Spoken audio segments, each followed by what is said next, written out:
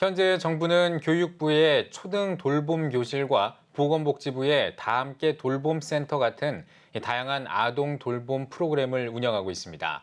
그런데도 돌봄 공백 문제는 더 커지고 있는데요. 코로나 사태 이후 더욱 심각해지고 있습니다. CTS 연중기획 다음 세대가 희망입니다. 오늘은 대한민국 돌봄 서비스의 실태를 김인혜 기자가 살펴봤습니다. 코로나19 이후 자녀 돌봄 시간, 전업주부는 하루 평균 9시간 6분에서 12시간 38분으로 무려 3시간 32분이나 늘었습니다. 맞벌이 여성도 5시간 3분에서 6시간 47분으로 1시간 44분 증가했습니다. 주부들의 부담을 덜어주는 돌봄 서비스가 필요한 상황.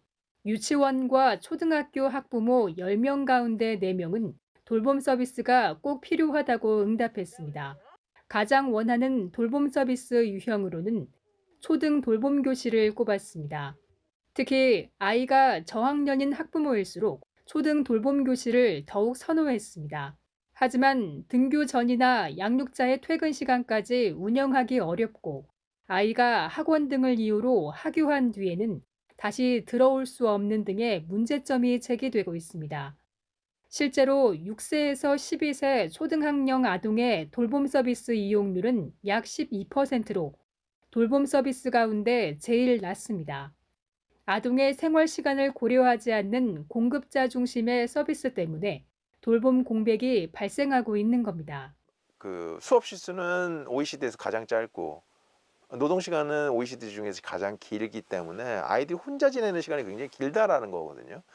그래서 저는 우선 먼저 해야 될 거는 기본적으로 학교에서 보내는 시간을 조금 적절하게 해야 된다. 그래야지 어떻게 보면 돌봄도 미리 준비를 할 수가 있죠.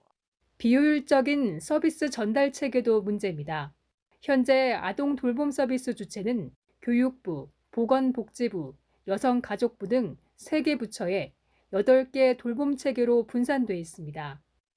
이로 인해 부처 체계 간 네트워크가 활성화돼 있지 않아 부처 간 칸막이 현상이 심각합니다.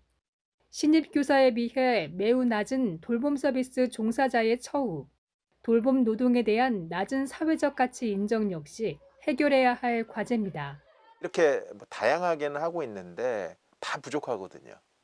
그리고 서로 연계도 안 돼 있고 그러다 보니까 제대로 된 돌봄 지원이 이루어지기가 굉장히 어려운 환경이라서 안 하는 건 아니지만 여하튼 소비자 입장에서는 굉장히 부족하게 느낄 수밖에 없는 구조가 아닐까 이렇게 생각이 됩니다.